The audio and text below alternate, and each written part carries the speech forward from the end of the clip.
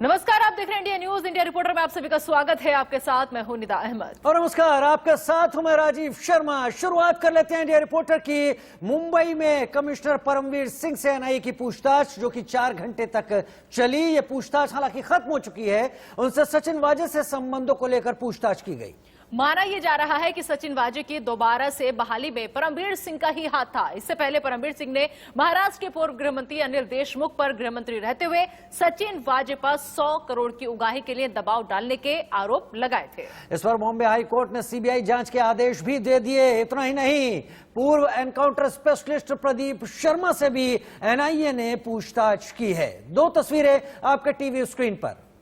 तो दोनों तस्वीरों को देखिए आप और समझिए कि परमवीर सिंह से लगातार 4 घंटे तक सवाल दागे गए हैं, पूछा गया है। उगाही कांड में अब एनआईए पूरे एक्शन में आ गई है। वहीं इसके अलावा प्रदीप शर्मा से भी एनआईए ने पूछताछ की है। ये 2 तस्वीरें आपको हम दिखा रहे हैं, परमवीर सिंह की और प्रदीप शर्मा की। तो परमवीर सिंह का एनआईए के सवालों से आज सामना हुआ है। परमवीर से आज 4 घंटे तक लगातार पूछताछ हुई है और इस पूछताछ के दौरान कई सवाल दागे गए हैं। और परमवीर सिंह से क्या पूछताछ हुई, सीबीआई के जरिए इनसाइड स्टोरी बता रही है इंडियन न्यूज रिपोर्टर उर्वशी खोना। सचिन वाजे को लेकर एनआईए की टीम अब एनआईए दफ्तर से निकलकर एनआईए स्पेशल कोर्ट जा रही है। एनआईए के स्पेशल कोर्ट में सचिन वाजे की पेशी होगी। रिमांड को लेकर जो है उन्हें पेश किया जाएगा। हम देखते हैं कि सचिन वाजे की रिमांड एनआईए कस्टडी आज खत्म हो रही है और आज क्या सारी चीजें एनआईए कोर्ट में पेश करेंगी, ये देखने वाली बात होगी। रिमांड मांगते वक्त क्या सारे डिमांड्स होंगे, ये देखने की बात होगी। सचिन वाजे को लेकर जो है एनआईए की टीम यहाँ पे एनआईए की टीम निकल रही है। यहाँ पे जो इन्वेस्टिगेटिंग ऑफिसर्स है वो भी साथ में निकले और पूरी की पूरी एनआईए की टीम सचिन वाजे को लेकर स्पेशल एनआईए कोर्ट निकल रही है। आज के दिन एक रिमांड है। रिमांड को लेकर सचिन वाजे की पेशी होनी है।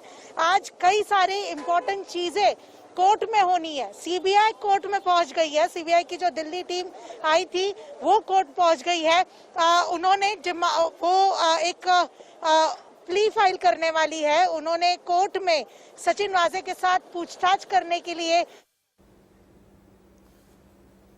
और अब इस वक्त की बड़ी खबर की बात कर लेते हैं। सचिन वाजे ने एनआईए कस्टडी में एक चिट्ठी लिखी है। महाराष्ट्र सरकार के 3 मंत्रियों पर गंभीर आरोप सचिन वाजे ने लगाए हैं।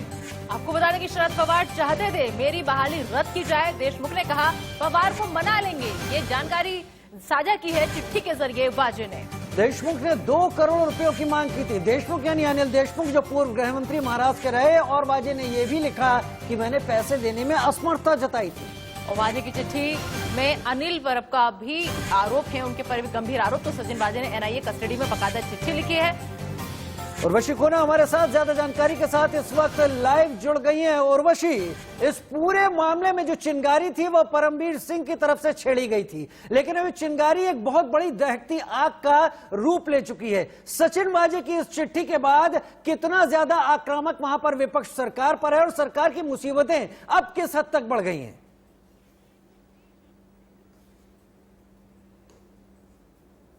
बड़े लेवल पे एलिगेशंस है इस पूरे लेटर में और ये एनआईए के कोर्ट में सबमिट किया गया है। अपने कस्टडी के द्वारा जो है सचिन वाजे ने लिखा है, जो हमने एक्सेस किया, जिसमें पूरी तरह से लिखा हुआ है कि शरद पवार इनके सस्पेंशन को लेकर कहीं ना कहीं उनके साथ थे और रीइंस्टेट करने के लिए अगेंस्ट थे।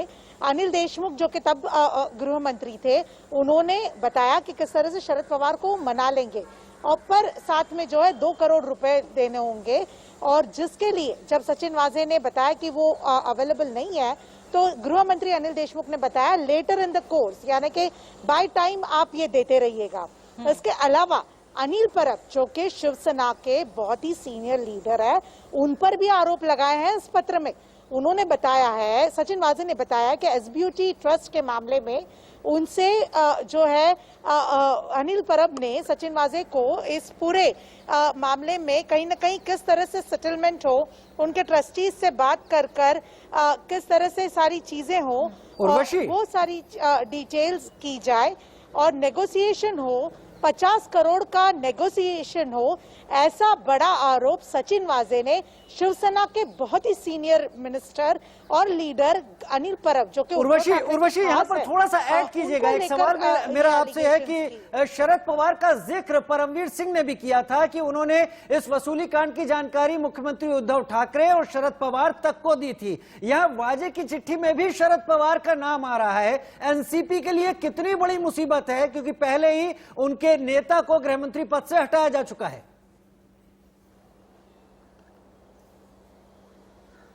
बिल्कुल, एनसीपी की ओर अगर हम देखें तो बहुत बड़ा इशारा दिखाई दे रहा है और एनसीपी के सुप्रीमो शरद पवार से लेकर हर किसी से अब पूछताछ या हम कह सकते हैं उंगलियां उठ रही है। हम सीबीआई की भी अगर जो बात करें प्रिलिमिनरी इंक्वायरी की, वो भी शरद पवार के ऊपर फोकस डाल सकती है या लेंस डाल सकती है। जैसे कि जयश्री पाटिल बार बार कहते रही है कि उन्होंने अपने कंप्लेन में शरद पवार का नाम डाला है। परमवीर सिंह ने भी ये लिखा है अपनी चिट्ठी में कि एनसीपी सुप्रीमो शरद पवार, जो कि 3 टायर गवर्नमेंट के इम्पोर्टेंट हिस्सा है, उनसे भी बातचीत हुई है। तो हर जगह शरद पवार का नाम आ रहा है।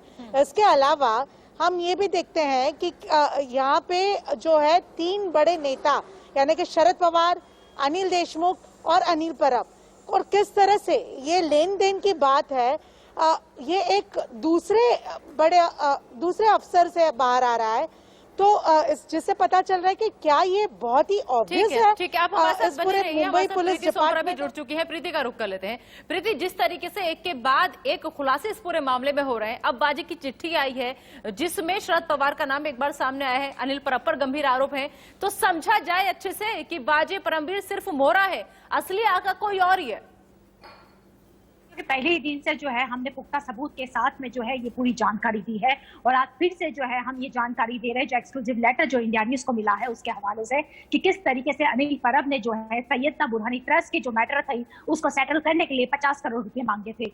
ना सिर्फ इतना ही बल्कि वजह को बुलाया था जुलाई अगस्त महीने में। लेकिन एक बात मैं बता दूं कि जुलाई और अगस्त में जब सचिन वाजे को बुलाया था तब वो मुंबई पुलिस में भी नहीं थे। ये एक्सक्लूसिव जानकारी हम दे रहे हैं। साथ में ही जो है जब वो पुलिस में नहीं थे तब उनको बुलाया था और साथ में वसूली करने के लिए कहा था। उसके बाद में जब नवंबर में जब उनको रीइंसिस्ट किया गया, उसके बाद में जनवरी में फिर से मीटिंग हुई जिसमें अनिल परब ने फिर से उनको बुला के कहा कि ये मैटर हमें सेटल करना है। ना सिर्फ इतना ही बल्कि अनिल परब ने जितने भी कॉन्ट्रैक्टर जिनकी जो है मनमानी बीएमसी में चलती थी, बीएमसी ने उनके खिलाफ कार्रवाई की, ऐसे कॉन्ट्रैक्टर के पास में भी जो है 2-2 करोड़ रुपए वसूल करने के लिए अनिल परब ने कहा।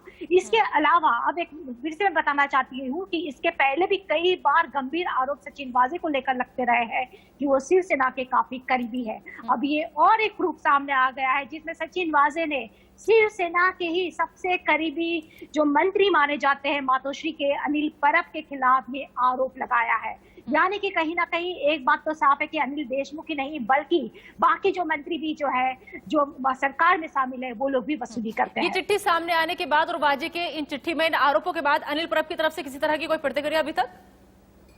जी अभी तक कोई प्रतिक्रिया नहीं है, लेकिन बहुत ही जल्दी जो है वो मीडिया के सामने एक बयान जारी करेंगे। लेकिन एक बात बता दूं कि इसके पहले भी जो है अनिल परब के बारे में जो है किरीट सोमैया ने भी जो है अलग अलग जगह कंप्लेंट की है। यहाँ तक कि जो है उनके कई सारे इनकी जो ऑफिस को लेकर भी जो है किरीट सोमैया ने भी कंप्लेंट की थी। लेकिन अब ये पुख्ता सबूत सामने आ गया है जिसमें कोर्ट में जो है कोर्ट के सामने जो है लेटर लिखा है सचिन वाजे ने और जिसमें उन्होंने लिखा है कि ना सिर्फ अनिल देशमुख बल्कि जो है अनिल परब भी जो है उनसे पैसे वसूलते थे। ठीक उर्वशी खोना मेरे साथ जुड़े हुए हैं। हम बहुत बड़ा अपडेट अपने दर्शकों को इस वक्त दे रहे हैं। उर्वशी खोना, अब मुझे याद आता है सामना का वो लेख जो कि लिखा गया था और उसके बाद कहा गया था कि अनिल देशमुख एक एक्सीडेंटल होम मिनिस्टर हैं और शिवसेना की तरफ से एनसीपी के ऊपर सवाल खड़े किए गए थे। अब 50 करोड़ की एक वसूली का आरोप अनिल परब पर लग रहा है जो मातोश्री के नजदीकी कहे जाते हैं। अब शिवसेना उस खाई में आ गई है, यानी बहुत सारे लोग रंगे हुए हैं। उम्मीद है सीबीआई जांच बहुत कुछ खोलेगी और बहुत सारी दिक्कतें अब आने वाली है महाराष्ट्र में राजनीति को लेकर।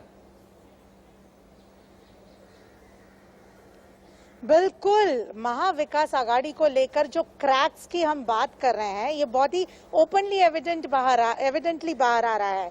आप ये एलिगेशंस की बात कहो या डिफरेंस ऑफ ओपिनियन इस पूरे केस को लेकर कहो तो ये चीजें बहुत बाहर आई हैं। आप बहुत राइटली पॉइंट आउट करते हैं अनिल परब की अगर हम बात करें तो ये शिवसेना के बहुत ही सीनियर वरिष्ठ और उद्धव ठाकरे के खास ऐसे लीडर है।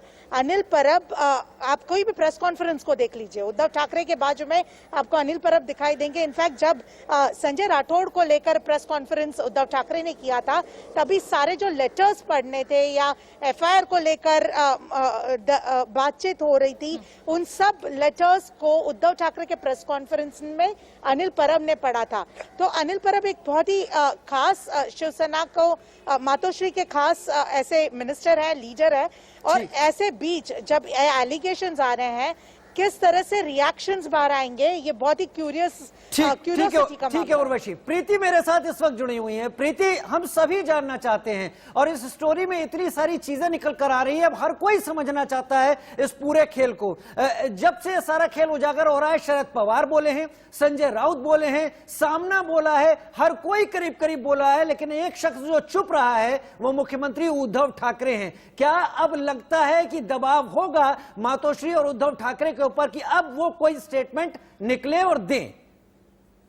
देखिए, पहले ही दिन से जब से ये केस उजागर हुआ है तो मुख्यमंत्री ने जो है सामना का इस्तेमाल किया है और सामना के एडिटोरियल के जरिए ही जो उनको जो बुलवाना था वो संजय राउत के जरिए बुलवाया है। यहाँ तक कि जो है उन्होंने अगर एक एडिटोरियल की अगर मैं बात करूँ सामना के तो उसमें जो है अनिल देशमुख को उन्होंने साफ तौर पे कह दिया था कि वो एक्सीडेंटल होम मिनिस्टर है। यहाँ तक कि हमारे जो एक्सक्लूसिव इंटरव्यू संजय राउत ने दिया था उसमें भी उन्होंने यही बात उठाई थी। यानी कि जब भी जो है मुख्यमंत्री को कोई ना कोई निशाना साधना रहता है तब वो जो है सामना के जरिए और संजय राउत के जरिए वो बात लोगों के सामने रखते हैं। लेकिन अब एक बात जो है सामने मैं कहना चाहूंगी कि जिस तरीके से ये मुद्दा जो है पहले ही दिन से महाराष्ट्र असेंबली में उठा था, देवेंद्र फडणवीस ने जो है पूरा मामला उठाया था, उस वक्त भी जो है मुख्यमंत्री चुप रहे थे। लेकिन अब जिस तरीके से उनसे उनके सबसे करीबी मंत्री अनिल परब का नाम आ रहा है तो अब जाहिर सी बात है कि अब जनता के सामने उनको भी आना पड़ेगा। क्योंकि हमने देखा था कि जिस तरीके से अनिल देशमुख का नाम सामने आया था उस वक्त 2 बार दिल्ली में शरद पवार ने अपने मंत्रियों का बचाव किया था, अपने सरकार का बचाव किया था। 2 बार लगातार जो है सोमवार के दिन उन्होंने सुबह 10:30 बजे और दोपहर 1:30 बजे उन्होंने प्रेस कॉन्फ्रेंस की थी। अब बारी आ गई है मुख्यमंत्री की, जिसमें मुख्यमंत्री को भी जो है अब इस पूरे मामले को लेकर सफाई देनी होगी। लेकिन दिलचस्प बात यह है कि अब बीजेपी खेमे से क्या प्रतिक्रिया आती है, क्योंकि इसके पहले भी जो है साथ ही इंतजार रहेगा मुख्यमंत्री के बोलने का। जब वो बोलेंगे तो वो कौन कौन सी बातें बोलेंगे या फिर किस तरीके से अब वो हमलावर अंदाज में ही नजर आएंगे या फिर कहीं ना कहीं बॉडी लैंग्वेज उनकी अब चेंज नजर आएगी। बहुत बहुत शुक्रिया आप दोनों का इस तमाम जानकारी के लिए। चलिए आगे